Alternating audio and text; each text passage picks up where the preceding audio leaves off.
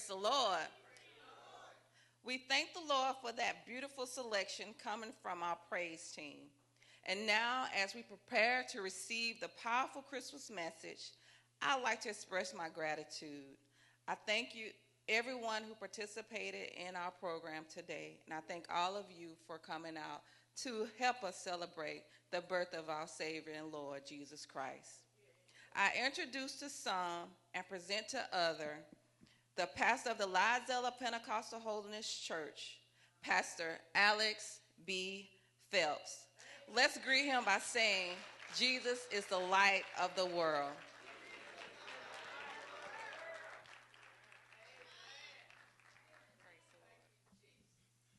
Amen, amen. Let's give the Lord another hand of praise.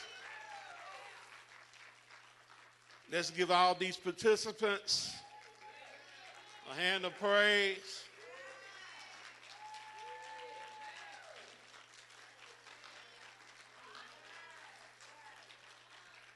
They have already presented you the message in the birth of Jesus Christ. God's purpose for redemption of mankind. God has given his gift.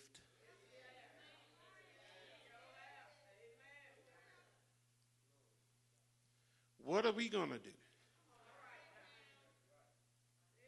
He has given his son. He has given us a way out of sin by giving his son.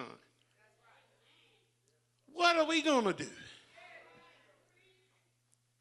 If I have a thought, that's what the thought would be. What are we going to do? God has done his part.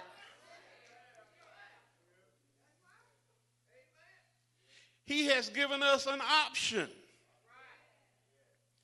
to accept the gift that he has given for us, for mankind. What are we going to do? How can we show God we appreciate the gift? We can't pay him back. We don't have enough money. The gift that he gave was priceless. There's only one way that we can pay God back. That's by accepting the gift that he has given. Get to the point to where we relinquish our sin. That's the only way you can pay him back.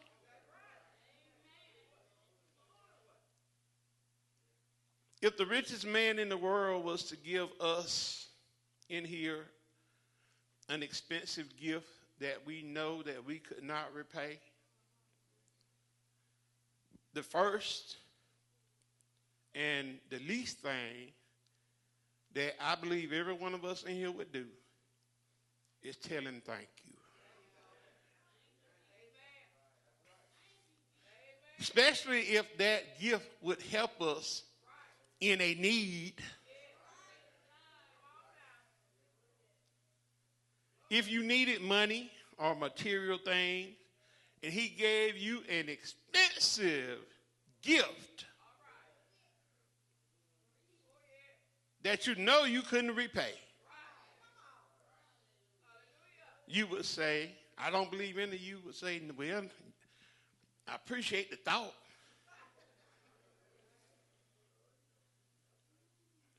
But we would accept it.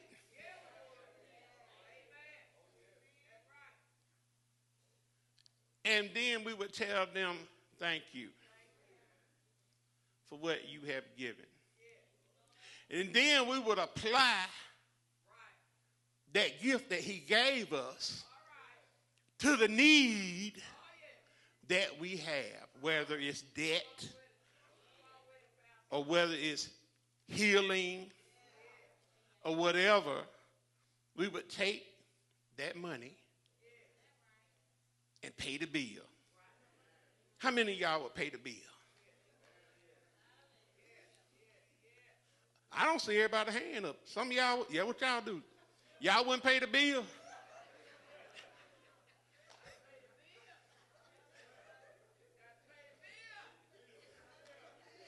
You gonna keep that bill? Oh, I'm gonna keep the money too.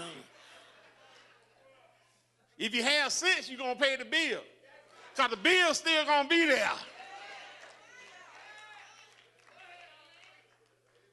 Eventually, you still gonna have to pay the bill.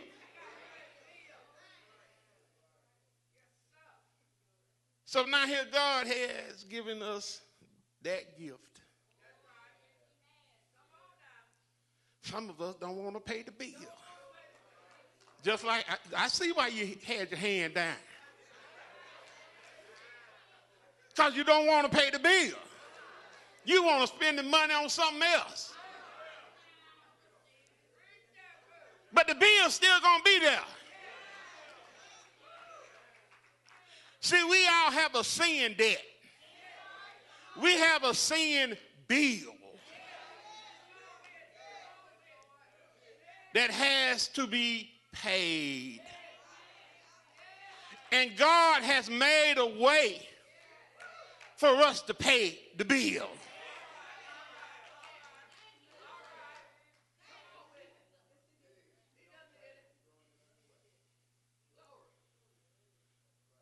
Now,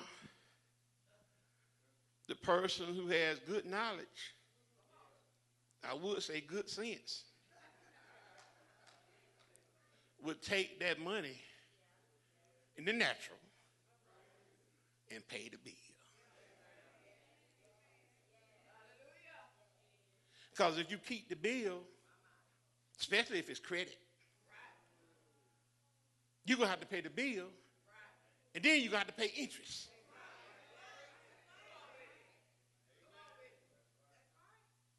So, with that being said, in the spirit realm, you have to pay the bill. If you want heaven to be your home, you have to pay the bill.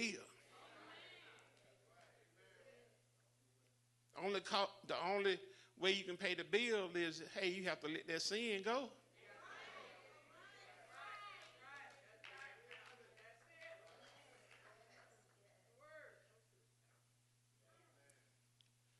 Heaven is a private institution. We know that we have some places that we can go to that's open to the public, and everyone can go. Then there are some places that are private. We have private golf courses. If you're not a member, you don't have access to the course. You just can't go up there and say, well, I want to play golf today at this course.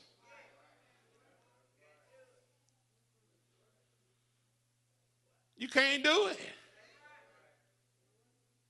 They're not going to let you in. You know why? Because you haven't paid the bill. You have not paid the membership fee.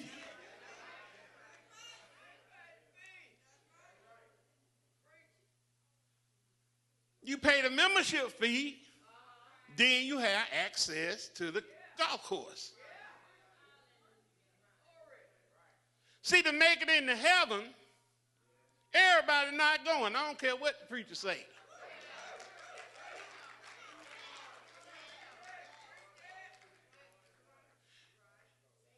People die, and everyone knows how that person lived. And if they have lived a raggedy, riotous life, many times the preacher say he gone on to glory.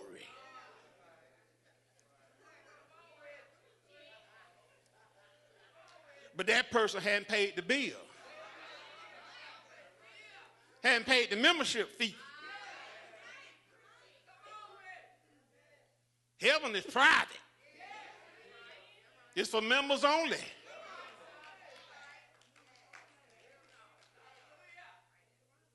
Now, to pay this bill does not cost you any finances, any money. Imagine if God had put a charge that we had to pay in order to be saved. And what if the bill was more than what we could pay? We would be lost. And guess what?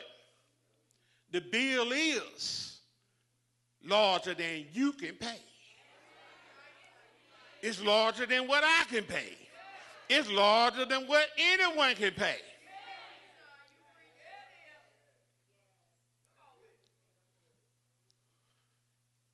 But God sent his son.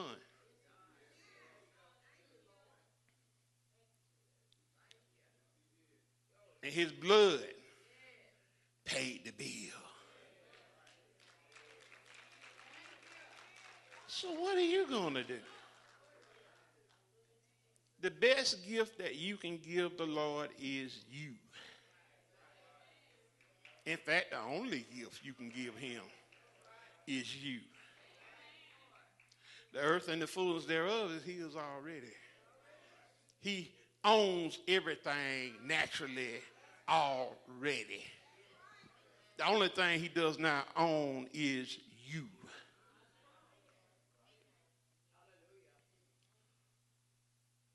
So during this season, think about what you are doing. You know, during this time, there are many Christmas galas, many Christmas parties, many Christmas get-togethers, and there is no Christ in any of these events. I don't know why they call it Christmas whenever you have Christ at the beginning of that word. Talking about the anointed one. And there is no reverence of him at the event. He's not even mentioned at the event. They have their dinners. They have their dancing. Nothing is mentioned about Christ. Think about it. Why are you going to call something Christmas? Why don't you just say, well, I'm having a party. Or I'm having a gala. I want everybody to get dressed up and come to the gala. But you want to say, I'm having a Christmas gala. Put his name in there. And he's not in the event at all. Just something to think about. Something to think about.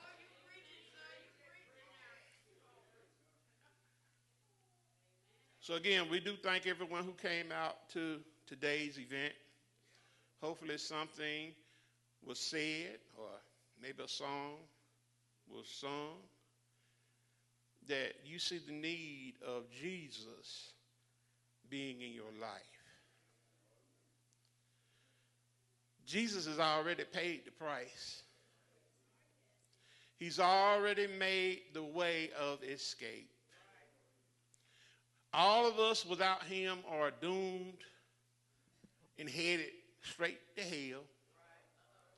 And if you really know what hell consists of, you really don't want to go there.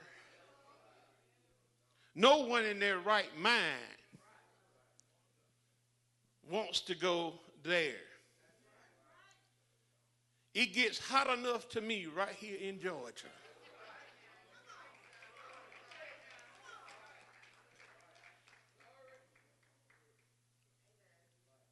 Some of you in here now may be hot.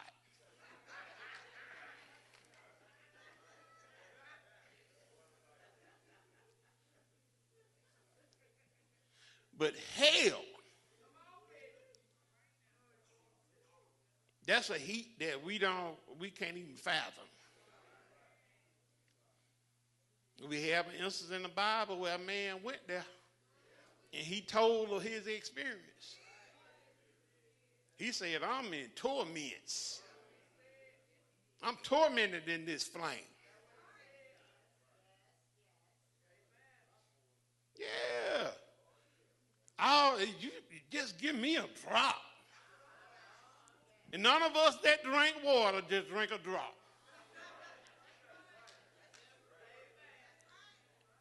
We get hot. We don't ask for a drop of water. Some of us want the whole pitcher. And if we could hold it, we would try to drink it. But again, that can be escaped.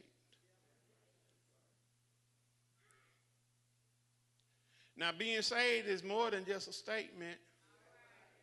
Many people think all I got to do is confess the Lord Jesus Christ my Savior and I'm saved. No, there has to be some changes in your life. You can't mix the world with Christ. He's not going to, that's like oil and water. It won't mix. There has to come a point in time in your life to where, hey, I'm going to stop clubbing. I'm going to stop my fornication. I'm going to stop my adultery.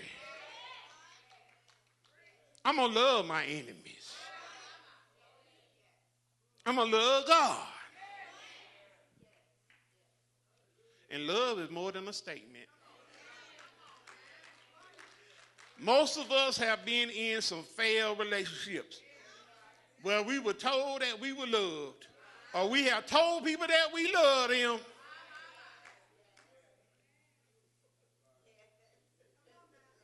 And in the end, it didn't work out.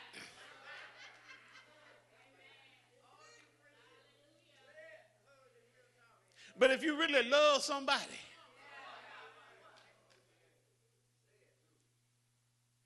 you're going to be careful in your actions towards them. Not going to treat them any kind of way.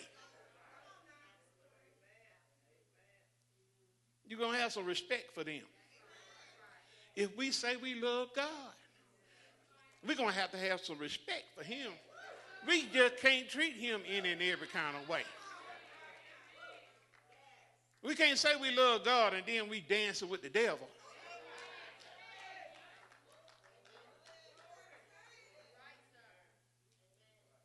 And every one of you in here, if somebody say they love you and they start flirting around with somebody else, it's a heat start building up on the inside. It's a feeling down in there.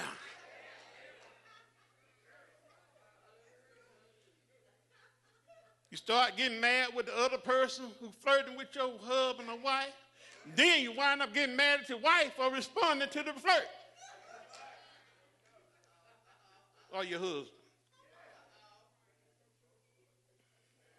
So whenever we start flirting with the devil, it's some heat start building up in God. Where we get that feeling from? We get it from him. We made in his image. We made in his likeness. God says, I'm a jealous God. And when someone tells you they're jealous, you better believe it.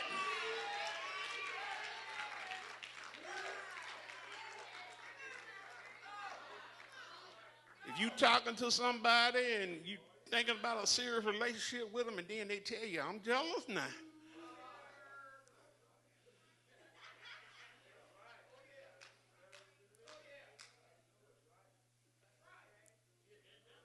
They tell you they jealous. You better believe them. You know whenever you with them and y'all together, there's some things out in public you can't do. Some men with a jealous wife, they're out in public and another attractive woman walk by. You know you better keep your head straight.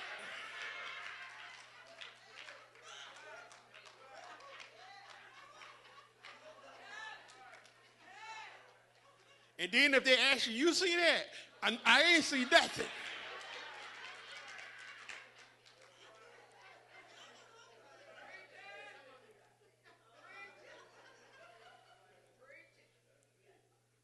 That's how you do with a person that tell you they're jealous, because you don't want any drama when you get to the house. And some of them will show out on you there.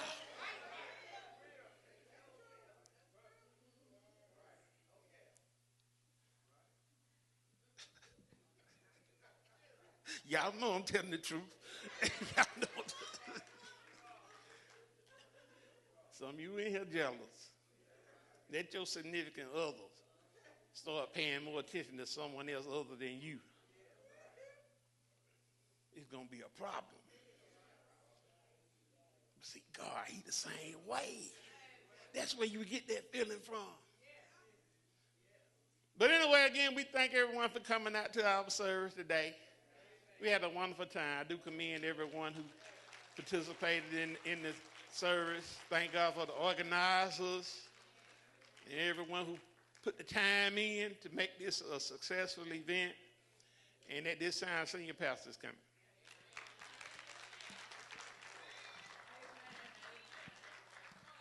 On the mic. His word is to be praised. Again, I want to thank God for each and every one of you coming out today. I thank God for everybody that participated in the program here today. Thank God for our mistress of ceremony. Let's give her a hand. Did an awesome job here today. I thank God, praise the Lord, for our people that got the program together, spent that time getting everything together, and it was beautiful. Amen. And I want you to know I appreciate it, and I appreciate each and every one of you that came out today. Program has been presented. The word has came forth. The singing has been done. And if you're here now and you haven't made your decision, it's time for you to make your decision. Amen. It's time to do what you know you're supposed to do. If you have not given your life unto the Lord, that'll be a great Christmas gift. That you give your life to Jesus. You can do it today. You don't have to do no big moderation or anything like that. Amen. But at this time, I'm going to ask every one of you to stand. Amen. And we're going to say a prayer. Father, in the name of Jesus, Lord, we heard your word today. We thank you, Lord, for each and every one that came out to worship today. Because it's all about you, Jesus. And Lord, if there's any here today that is not saved, and they want to be saved, Lord, I ask you to save them. In the name of Jesus. Lord, don't let any go out of these doors today unprotected. The word has went forth. And Lord, we thank you for everything that has been said and done here today. And under the sound of our voice now, we come against Satan by the authority of the word of God. Take your filthy hands off of God's people. Loose them. In the name of Jesus. Yes, And those of you that are not saved, you ask Jesus to come into your heart. You're sorry for your sins, that you want to serve him for the rest of your life. And Jesus will come into your heart right now. You don't have to make no big moderation about it. You don't have to make a speech to this congregation. But you got to make your own decision for Jesus to come into your life. In Jesus' name we pray. Amen.